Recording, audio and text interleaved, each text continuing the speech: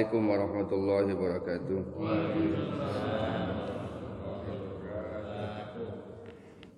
Alhamdulillah wassalatu wassalamu ala Rasulillah wa ala alihi wa sahbihi wa man tabi'ahu amma ba'd. Faqad qala Allah subhanahu wa ta'ala fi muhkamil tanzilih والذين يقولون ربنا هب لنا من أزواجنا وذرياتنا قرة أعين واجعلنا للمتقين إماما. قال تعالى وجعلناهم أئمة يهدون بأمرنا. Hadirin jamaah salat subuh yang berbahagia. Pertama-tama mari kita senantiasa meningkatkan syukur kita kepada Allah Subhanahu wa taala atas nikmat-nikmatnya yang tak terhingga, terbilang, terhitung, yang tidak akan bisa kita bayar.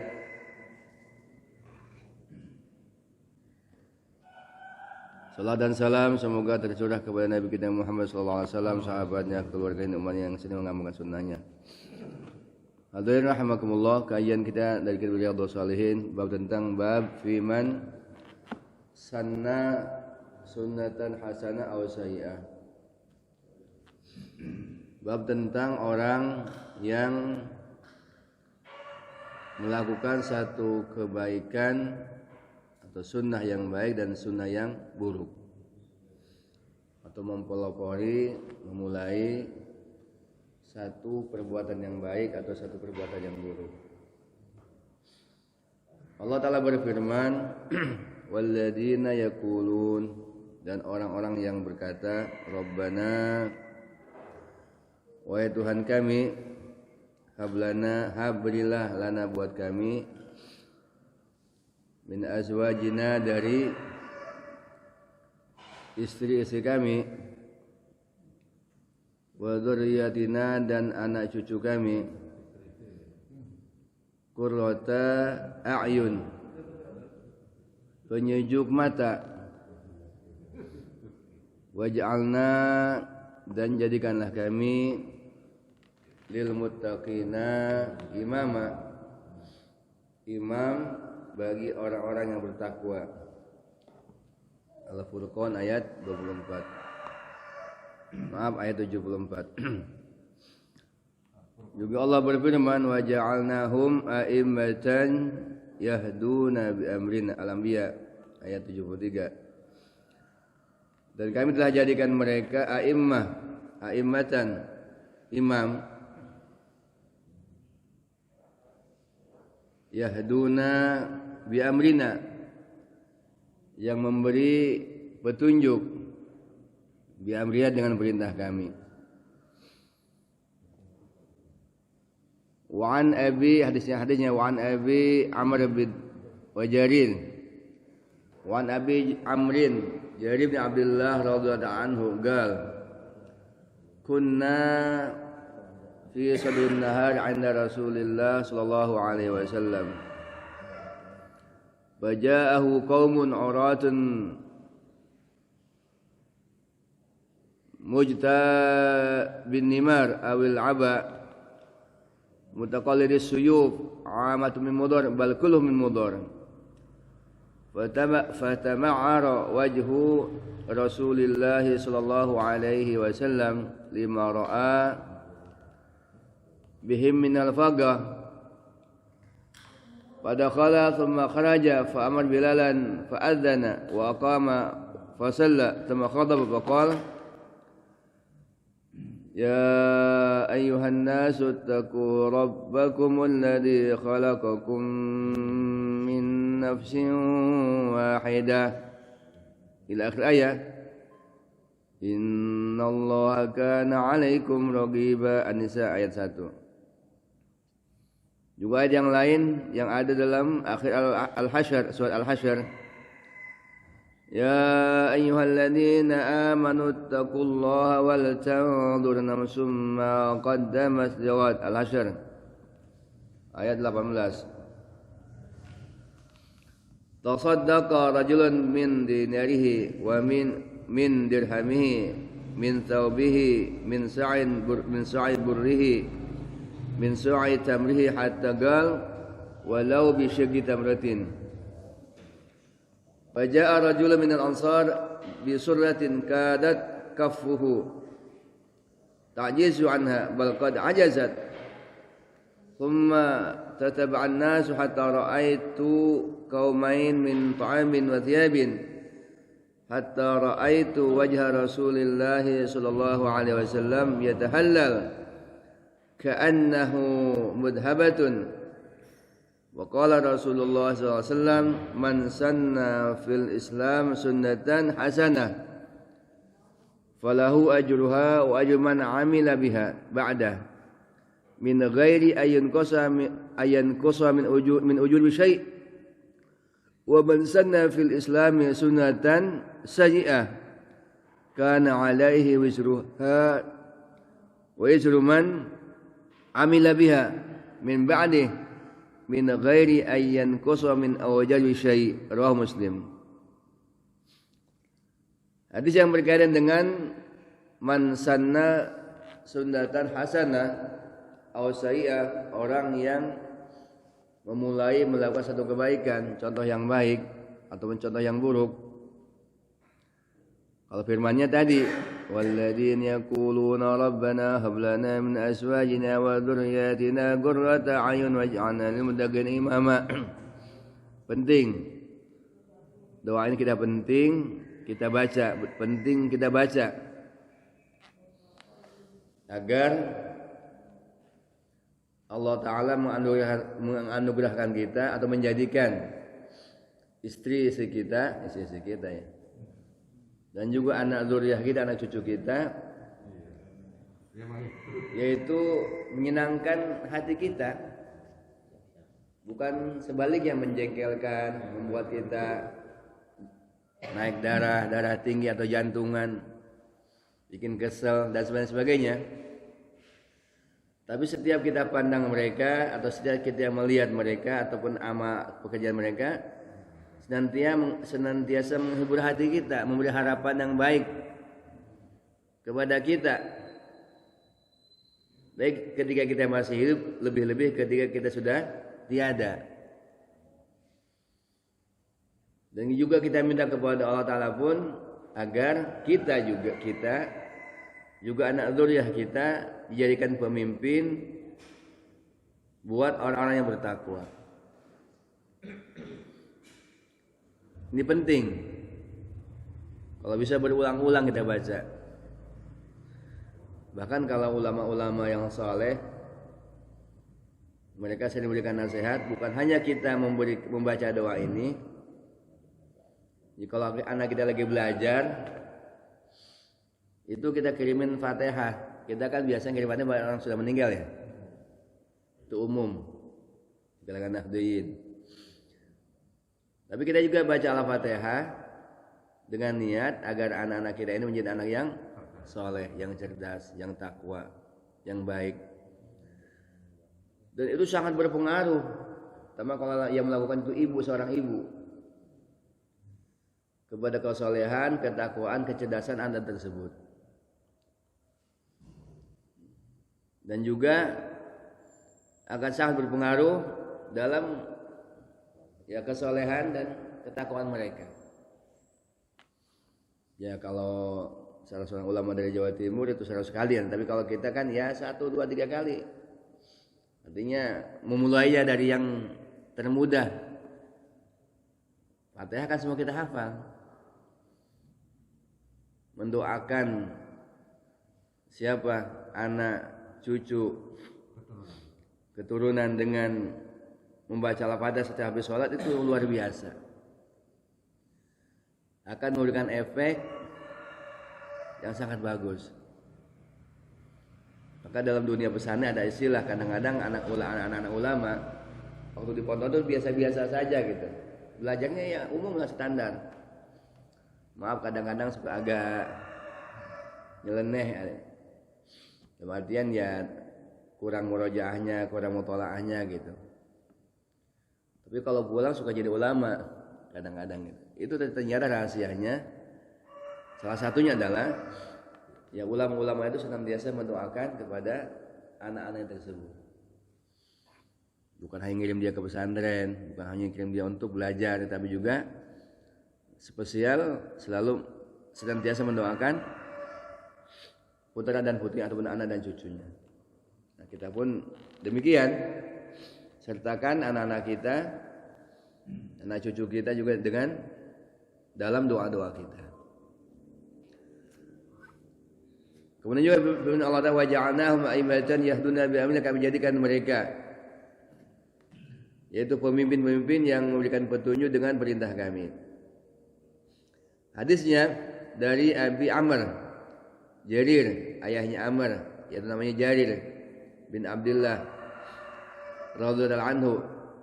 Dia berkata, suatu ketika kami sedang ada di awal siang, pagi lah, jam 7, jam 8 begitu, 9, ketika bersama atau berada di samping Rasulullah SAW. Maka datanglah satu kaum uratun, datang orang-orang satu kaum, uratun, mereka tidak berpakaian, artinya ya pakaian ala kadarnya gitu. Tidak sebagaimana umumnya orang-orang Arab atau orang yang punya kemampuan secara finansial, dia pakai jubah kan, pakai tapi ini pakaian ala kadarnya, hanya menutup auratnya saja. Mujtabin nimar, yaitu mereka apa? Mereka hanya memakai apa? An-nimar, kisaun min subin mukhattat.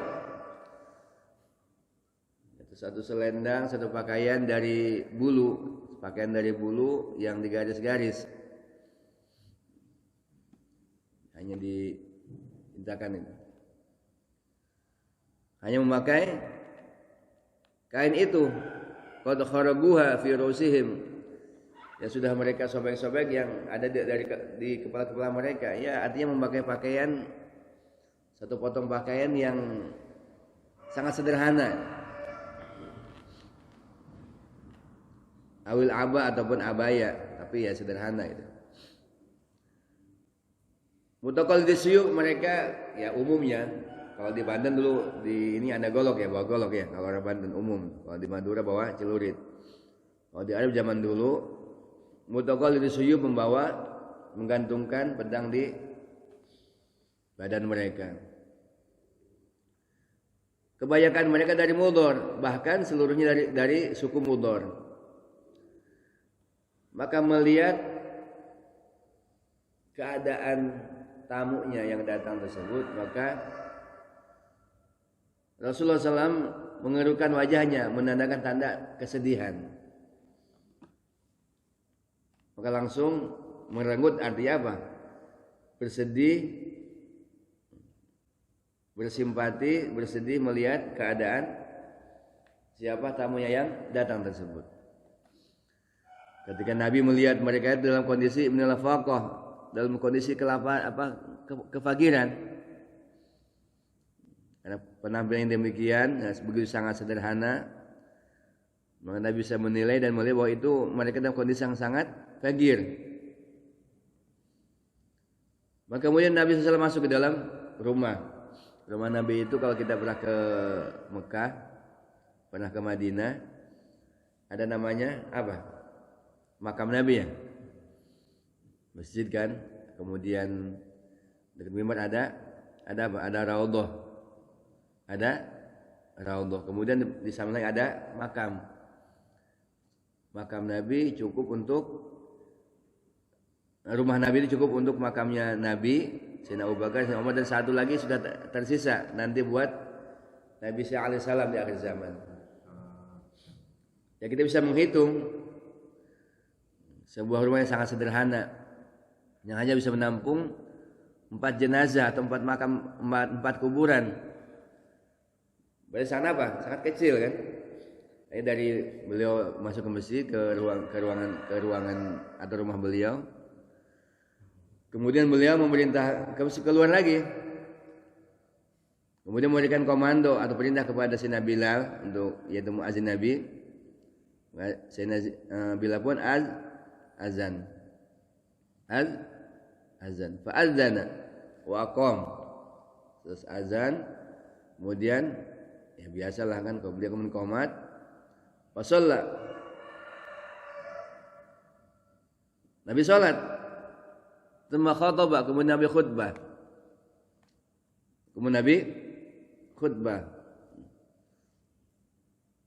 Mungkin bisa ini hari Jumat kan, salat Jumat.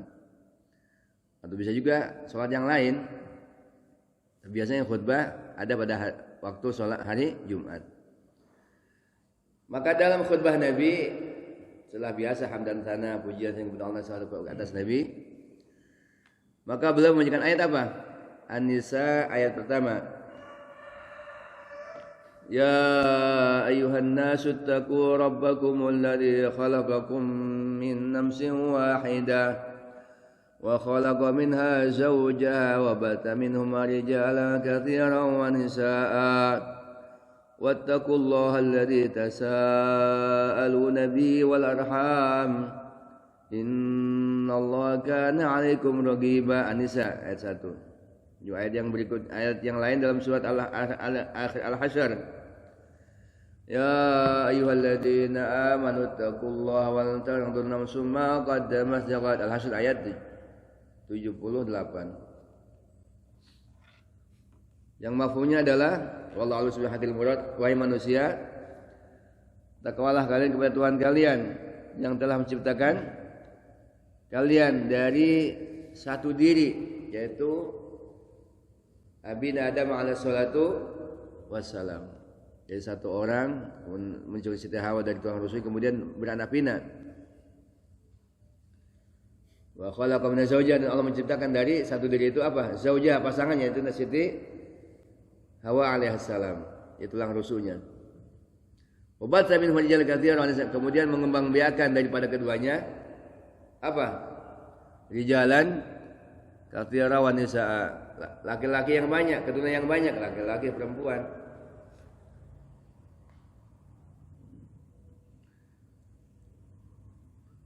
Maka takwalah kalian kepada Allah Subhanahu wa taala yang akan bertanya kepada kalian, menanyakan tentang amal-amal kalian, wal arham, dan tentang hubungan kekerabatan, hubungan tali silaturahim.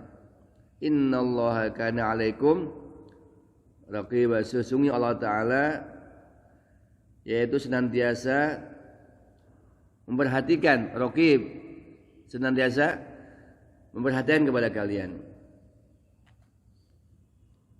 Ayat juga membaca ayat akhir Al-Hasyr, yang artinya wahai manusia, wahai orang yang beriman, ittaqullah, ya ayyuhalladzina amanu taqullah, wahai orang-orang yang beriman, takwalah kepada Allah taala, wal tanzur nafsum ma qaddamat lighad, dan takwalah kepada Allah, dan hendaklah masing-masing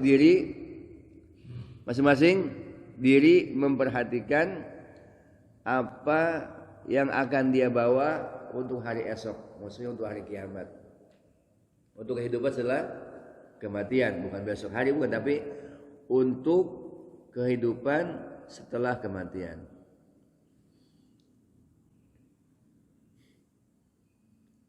Kemudian maka setelah Nabi menyampaikan khutbah ini, kehebatan sahabat Nabi nih, maka langsung orang-orang setelah selesai khutbah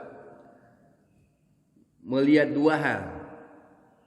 Pertama, melihat tamu-tamu yang datang dari suku Mudhar yang berteman sangat sederhana, artinya mereka dalam kondisi kefakiran, kemiskinan, kesusahan. Maka melihat itu Nabi tidak banyak bicara. Nabi masuk ke rumahnya, kemudian keluar, suruh azan kepada Sayyidina Bilal, kemudian qamat, salat, kemudian khutbah. Maka inti daripada khutbah itu adalah Nabi mengingatkan kepada jamaah, kepada sahabat Nabi pada masa itu adalah, yaitu apa? Agar bertakwa kepada Allah Subhanahu wa taala, kemudian Bertakwa kepada Tuhan kalian yang mana telah menciptakan dari satu diri. Artinya mengingatkan kepada jamaah, kepada sahabat, bahwasanya kali itu dulu dari satu orang, yaitu Nabi Adam. Kemudian Allah ciptakan Siti Hawa dari talusan saya Nabi Adam. Kemudian dari keduanya beranak pinaklah kalian semua atau kita semua, manusia semua. Mengapa mengaitkan? Yaitu kepada ribuan tahun yang lalu, supaya kita ini walaupun bagaimana tetap dari satu, bermula daripada satu orang, yaitu ayah kita sama satu, yaitu Nabi Adam alaihissalam. Agar orang tergerak hati mau berbagi, mau bersedekah. Jadi satu orang, kemudian Allah ciptakan dari Nabi Adam itu, dari tuan musuhnya Siti Hawa alaihissalam, kemudian beranak pinak sampai kepada kita semua. Beranak pinak laki-laki dan perempuan, dan kemudian berjumlah puluhan, ratusan, bahkan ribuan, jutaan, bahkan sekarang miliaran orang. Kemudian terima kasih banyak. Kemudian juga mengingatkan kepada kita yang mana nanti kita itu akan ditanya oleh Allah Subhanahu wa taala. Dan juga terlebih-lebih juga akan ditanya tentang hubungan al-arham, hubungan tali persaudaraan, tali silaturahmi. Makanya maaf, sedekah dengan kepada siapapun atau berbagi, memberi kepada siapapun pada dasarnya bagus. Tapi ada sedekah yang memiliki sedekah itu wasilatun. Bersedekah di samping ada nilai sedekah juga ada nilai menyambung tali persaudaraan. Apa itu? Bersedekah kepada kaum kerabat. Kaum yang ada hubungan darah. Yang ada hubungan darah. Jadi kalau sedekah kepada orang miskin atau orang fakir, satu sedekah ada dapat nilai 10 dan seterusnya kan, tergantung kepada siapa yang diberinya. Jadi kalau kita berbagi kepada saudara kita yang ada hubungan kerabat dengan kita, maka bukan hanya bernilai sedekah tapi juga bernilai menyambung tali persaudaraan. Ada nilai plusnya. Bahkan kalau kita melihat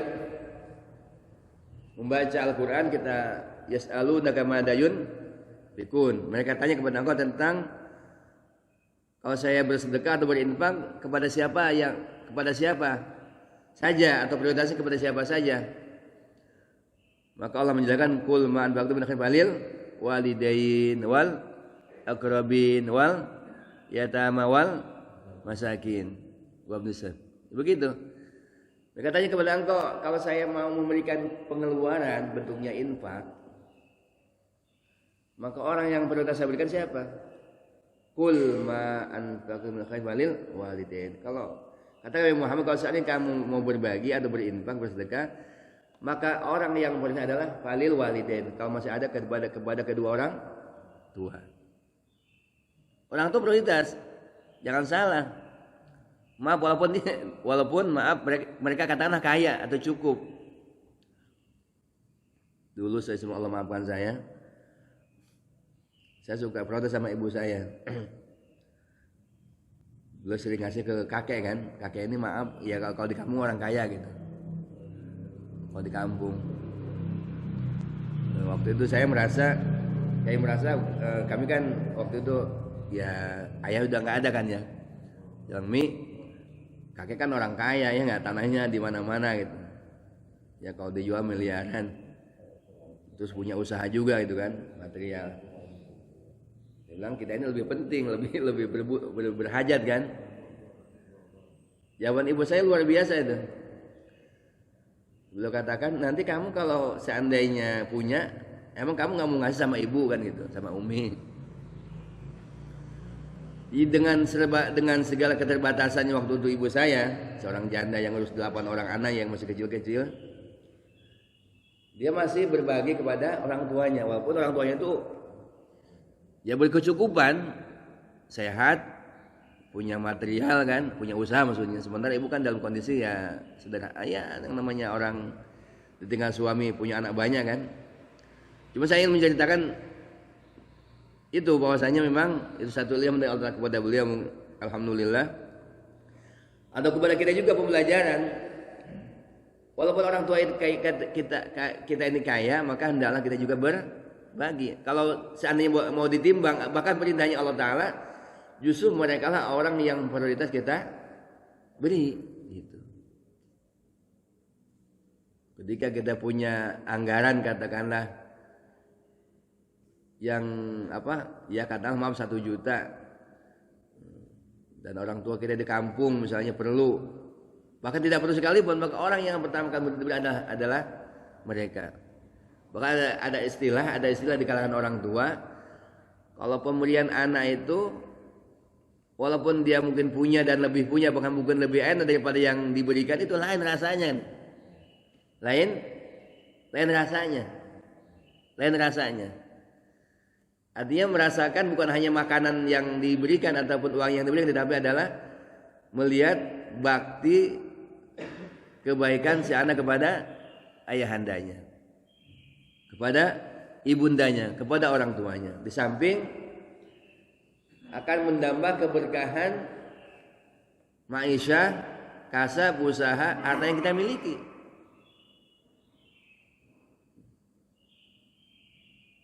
Yang kita miliki.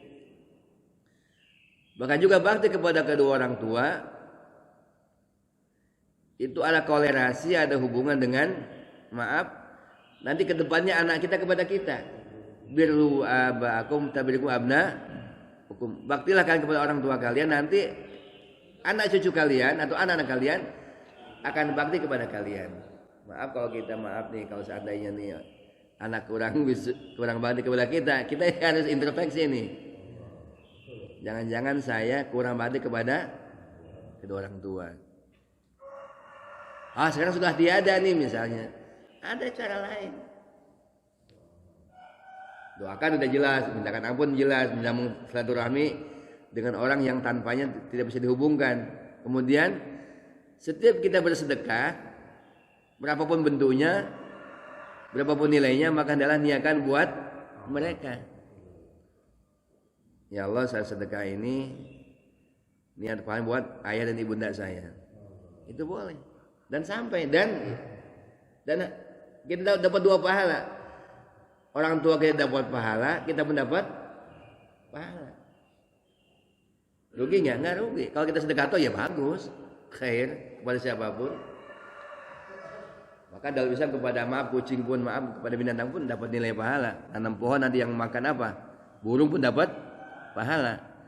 Berarti ketika kita bersedekah kemudian saya sedekah atas nama orang tua saya, maka ada nilai-nilai, ada janji Rasul yang Nabi sampaikan dalam hadisnya bahwasanya itu akan menjadi kebaikan plus buat kita.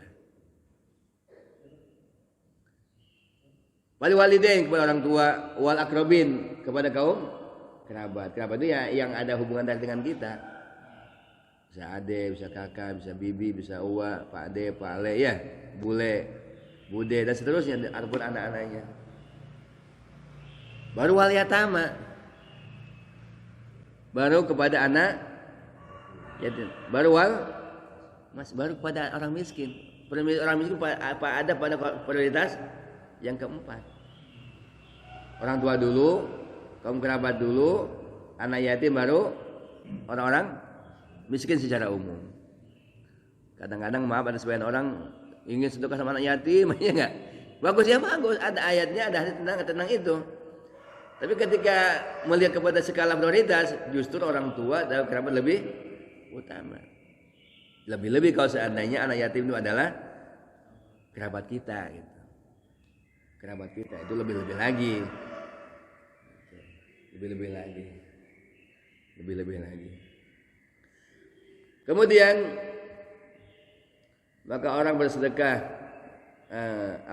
kemudian Allah berikan ayat yang lain yang Nabi baca ketika khutbah tersebut, wahai orang beriman, takwalah kepada Allah dan dalam masing-masing diri menyiapkan persiapan bekal untuk menghadapi hari esok atau hari kiamat. Maka orang-orang nih mendengar khutbah Nabi langsung tergerak hati mereka. Mereka bersedekah dengan dinarnya. Dinar itu apa? Uang emas 4 gram 1/4. Kalau diuangkan, kalau 1 gramnya 1 juta misalnya kan, berarti 4 juta. 1 dinar, 2 dinar dan seterusnya. Iya. Enggak punya uang emas, punya uang perak, juga dia bersih dengan uang peraknya. Enggak punya dinar, uang emas, uang perak juga enggak punya.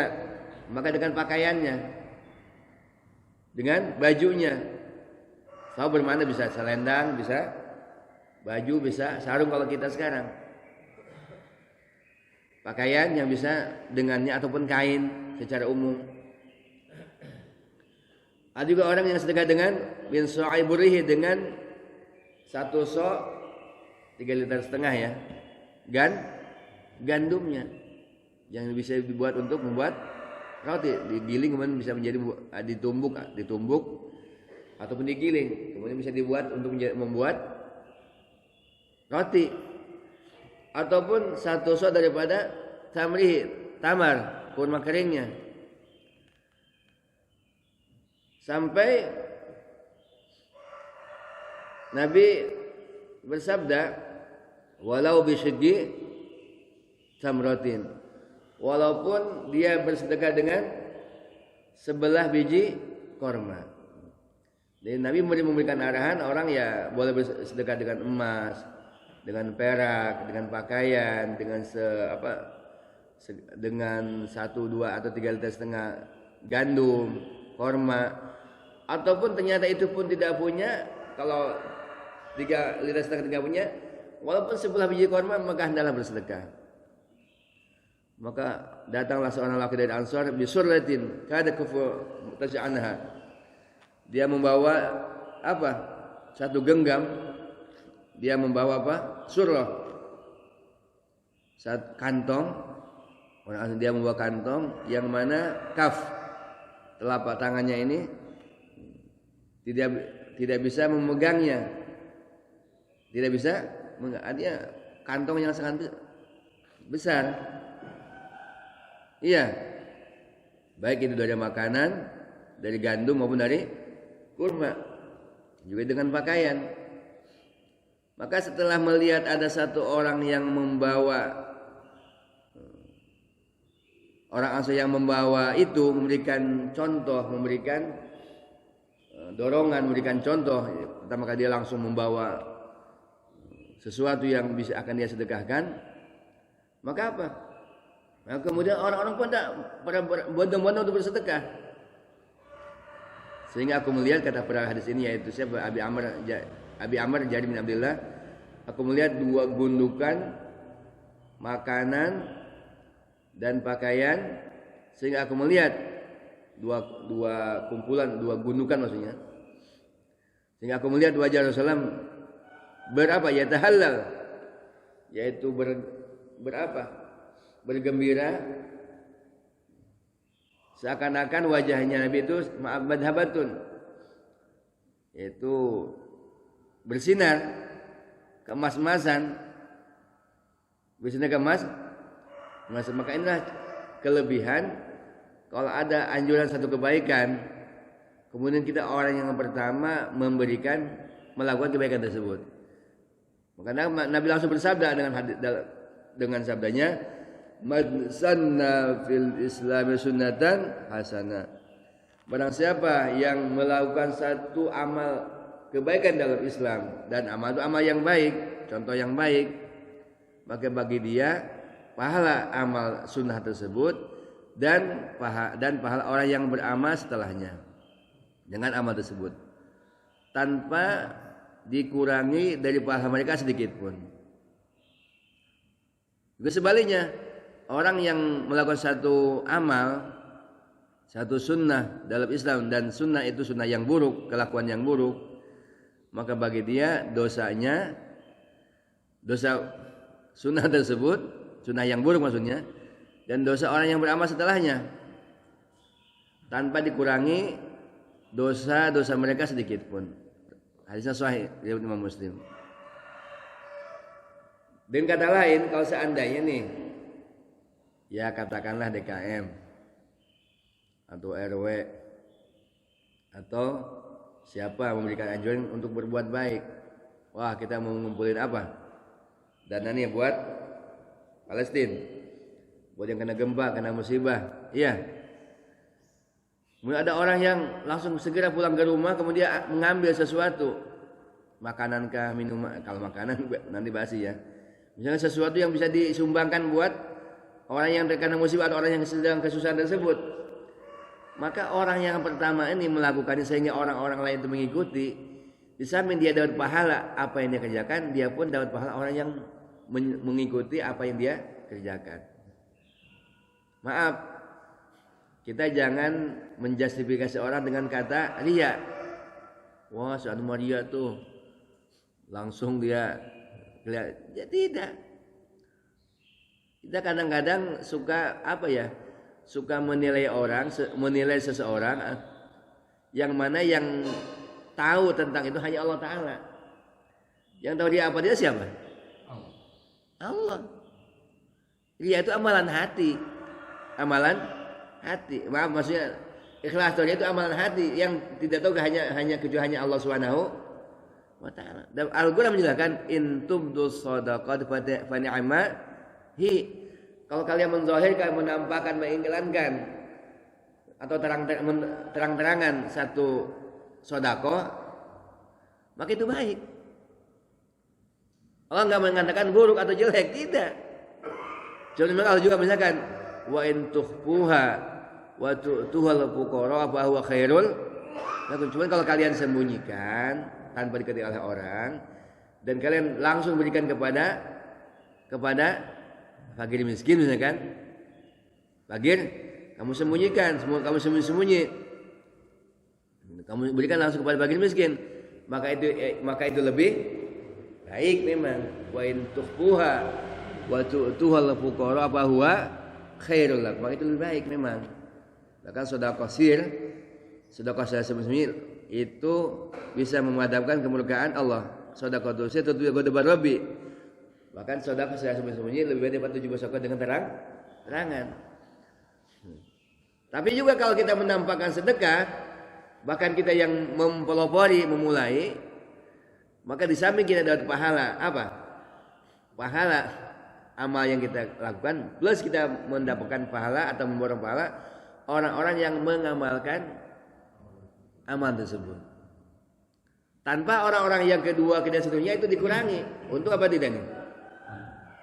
Untuk dua, Allah sangat menghargai dengan kebaikan, dan Allah sangat menghargai dengan orang yang bersegera untuk melakukan satu kebaikan. Di sini dalam konteks ini dalam konteks ini adalah ketika ada datang ke Masjid Nabawi, ke Madinah orang-orang yang miskin dari suku Mudor, kemudian langsung Nabi mungkin menjelang waktu sholat waktu itu kan Jumat, Nabi masuk sebentar, kemudian suruh Bilal azan, kemudian seterusnya. Maka dalam khutbahnya Nabi mendorong orang untuk bersedekah sebagai bekal untuk bersiap kita menghadap Allah Subhanahu wa Ta'ala. Maka apa sekalian? Maka apa? Maka apa yang maka kemudian orang-orang bersedekah. Walaupun maaf nih, sedekahnya itu ada yang karena dia memang imannya kuat dan juga finansial yang lebih banyak, dia bawa banyak. Iya. Bawa banyak. Ya kalau istilah beras sekarang mungkin sekarung, mungkin 2 karung kan, begitu kan. Kemudian makan juga banyak ataupun pakaian pun demikian dan seterusnya. Tapi ada juga yang memang saya cuma bisa 1 kulak atau 3,5, ya, atau 1 liter, atau bahkan Nabi memberikan gambaran atau memberikan kemudahan. Ittaqunar walau bisyiki takulah kamu kepada Allah, dijaga diri dari neraka walaupun dengan sebelah biji. Artinya apa? Dengan kata lain, kalaupun toh kamu emas enggak punya, perak enggak punya, iya, 3-4 liter enggak punya, ataupun banyak enggak punya, iya, jangan sampai kamu terlepas dari bulat kebaikan walaupun yang kamu sedekahkan hanya sebelah biji kurma. Sebelah biji kurma. Allahu Akbar. Bagi orang-orang yang kelaparan, 1 suap nasi itu sangat berarti. 1 piring nasi itu sangat berarti. pernah datang kepada Ibu Aisyah radhiyallahu anha. Orang pikir orang ibu-ibu yang miskin bawa anak yatim. Dua, bawa putrinya. Maka diberilah 3 butir kurma. Yang namanya anak mungkin lagi lapar, sama si ibu memberikan kepada anaknya satu-satu, dia pegang satu. Tapi ibu-ibu ini luar biasa. Kalau anaknya segera makan, maka siapa? Maka ibunya masih menunda, tapi dia mau makan juga. Ternyata anaknya apa? Minta lagi kan? Maksudnya maka dibelah 2 kurma tersebut, kemudian dibagi kepada kedua putrinya. Maka kejadian ini diceritakan oleh apa? Oleh Ibu Aisyah kepada Rasulullah sallallahu alaihi wasallam. Rasul bersabda bahwasanya yaitu sayangnya ibu kepada anak sampai dia mengorbankan dirinya walaupun dia sendiri lapar dan dia berikan kepada anaknya kurma tersebut dibagi 2 diberikan kepada anaknya, itu menyebabkan Allah sayang juga kepada dia. Allah juga merahmati dia. Dan jelas orang dapat rahmat Allah Ta'ala tentu jaminnya adalah surganya Allah Subhanahu wa Ta'ala. Dengan kata lain, jangan terhalang untuk berbuat kebaikan, terutama dalam bersedekah, walaupun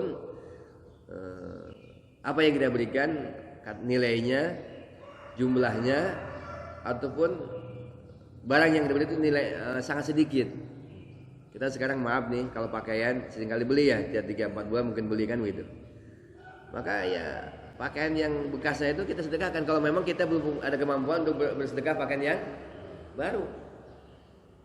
Bagi orang-orang kebanyakan memberikan sedekah sarung kah, baju kah, ya walaupun itu ya second, jangankan dikasih kalau itu layak pakai. Beli aja ke tanah bukan tanah apa, ke Senen ya. Beli aja ya pinggir jalan tuh barang-barang second itu banyak ada yang mau. Di Singapura dibuang depan rumah. Sama orang saya dikumpulin ya. Itu saya pernah ke pasarnya di Singapura. Ya orang-orang Singapura dibuangnya depan rumah, ada yang mengutin tuh. Ada yang mengutin. Ada pasarnya dekat dengan Masjid Sultan. Maaf, ya orang Padang, ya orang Indonesia lah, nggak sebut apa. Dikumpulin. Dari Singapura nyebrang ke Batam. Ke Batam, ya, paling dekat kan di Batam. Atau juga ke Riau. Kemudian apa? Dari Batam meluncur ke Jakarta, ke Senen atau ke mana kan? Akhirnya nyebar lah di pinggir-pinggir jalan tuh. Barang-barang second dari luar negeri masih seperti baru kan begitu. Wallahu a'lam gimana caranya supaya baik. Intinya ada Ustaz, orang jangankan diberi, kalau doa ya Pak, beli pun mau. Gitu. Cuma kadang-kadang siapa yang nyoba? Ya baru enggak, bekas juga enggak, artinya enggak sedekah. Banyak enggak, sedikit enggak, ya udah lepas.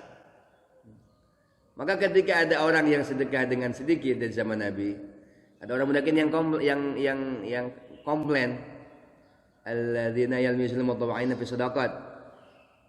Di antara tanda-tanda orang munafik adalah apa itu?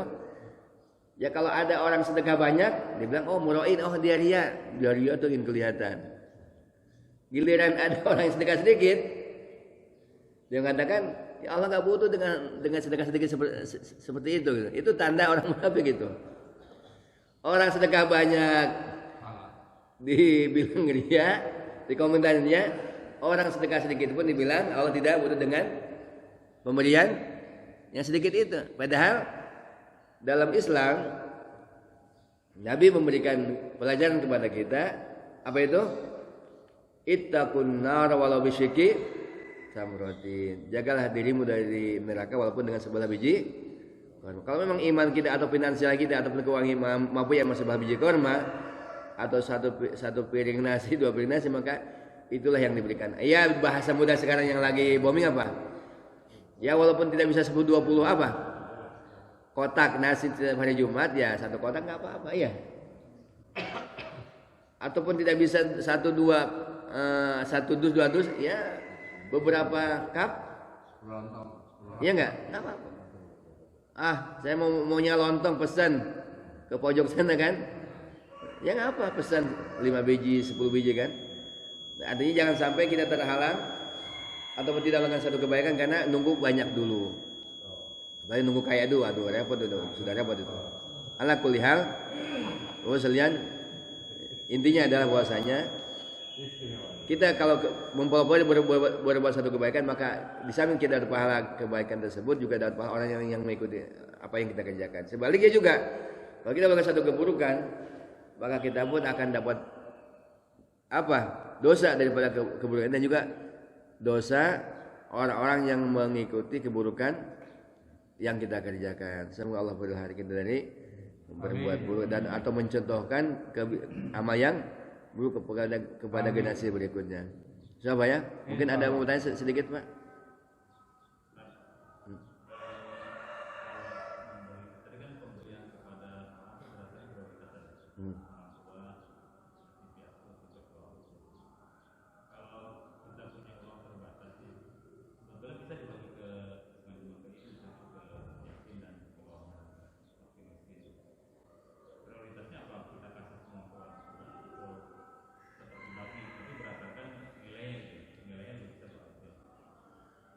Ya kalau memang orang tuanya itu dalam tanda kutip memang ya katakanlah apa namanya itu ya, memang beliau juga punya income atau pemasukan ya katakan tidak miskin kan, maka yang bagus dibagi ya, orang tua juga, kerabat juga, ya yatim dan orang miskin juga begitu. Itu yang terbaik seperti itu.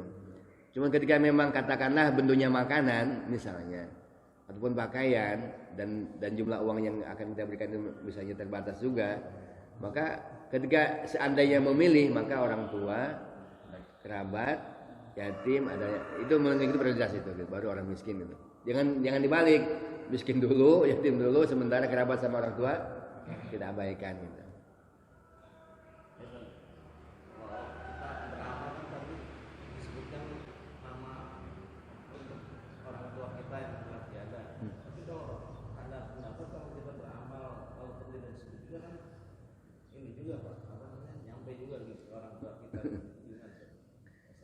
Kalau anaknya masih kecil, belum akil balik, apa yang dia kerjakan direct langsung kepada kita dapat.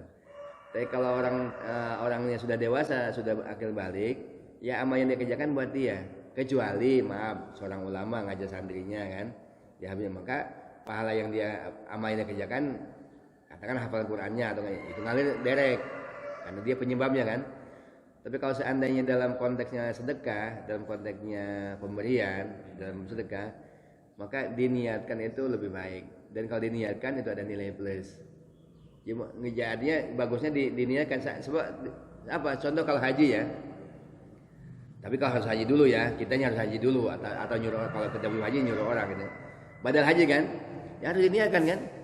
Badal umrah harus diniatkan kan gitu. Diniatkan gitu maksudnya. Sama juga dalam sedekah ataupun ibadah yang sunnah juga gitu. Diniatkan saya sedekah, pahalanya saya hadiahkan buat ibu saya ini atau buat ibu itu. Kalau anaknya masih kecil iya, ya, kalau yang sudah dewasa ya tidak. Kita udah dewasa, kita beribadah apa tetap orang tua dapat juga yang itu. Pengennya sholat ngaji ataupun kejelekan lah gimana kita. Kalau kalau amal-amal itu yang sifatnya wajib ya apa yang kita kerjakan ya buat kita. Kalau yang sunnah, kalau emang kita dididik oleh orang tua, itu hasil didikan orang tua ya memang dapat. Cuma bagiannya tetap beda dengan kalau kita niatkan gitu.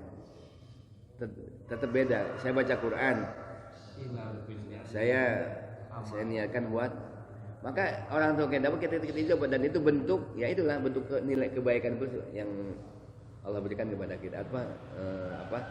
Ada nilai tersendiri begitu. Nah. Ini soal rezeki.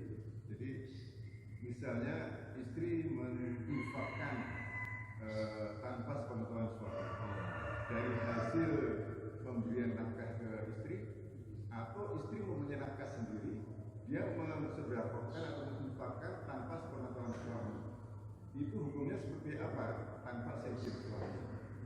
Ini sih takutnya menjadikan suatu ketidakikhlasan bagi suami. Hukumnya gimana? Saya minum dulu Pak ya, maaf.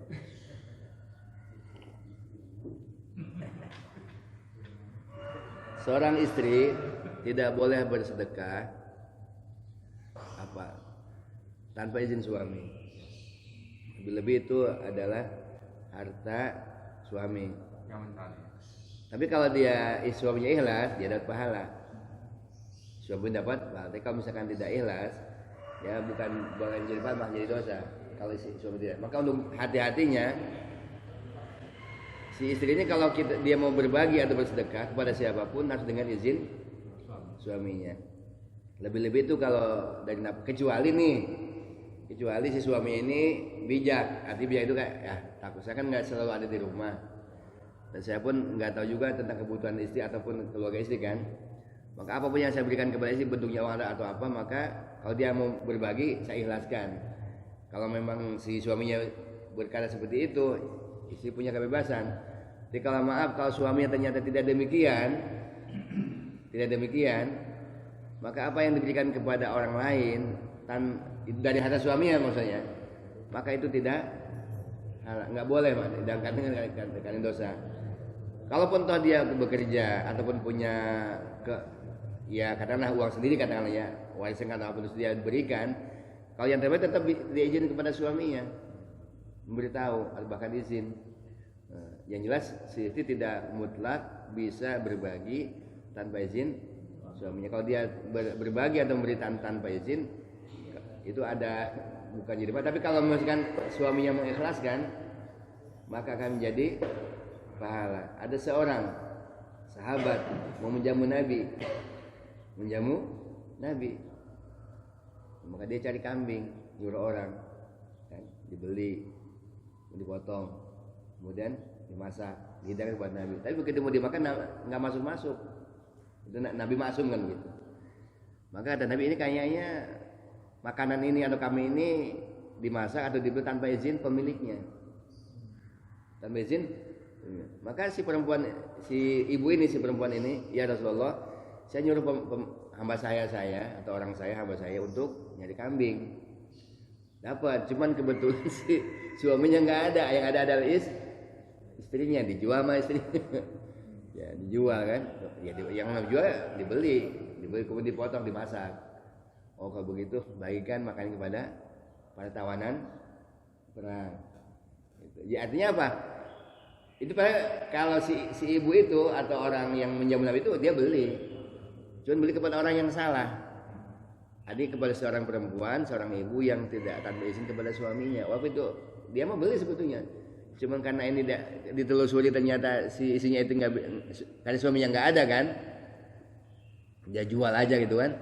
Maka itu ketika walaupun itu dia buat sedekah, begitu mau dimakan Nabi nggak masuk makanan itu, daging itu kan. Hanya ya udah berikan sama tawanan sampai begitu. Artinya apa? Seorang istri jangankan memberi, menjual pun barang suami itu nggak boleh. Coba kita banyak jelas ya. Jadi ya dilanjutkan sambil minum insyaallah ya. Mudah-mudahan Allah Ta'ala berikan taufik kepada kita untuk menjadi pelopor kebaikan-kebaikan dan Allah jaga kita daripada membuat keburukan. Subhanakallahumma wa bihamdika asyhadu an la ilaha illa anta. Assalamualaikum warahmatullahi wabarakatuh.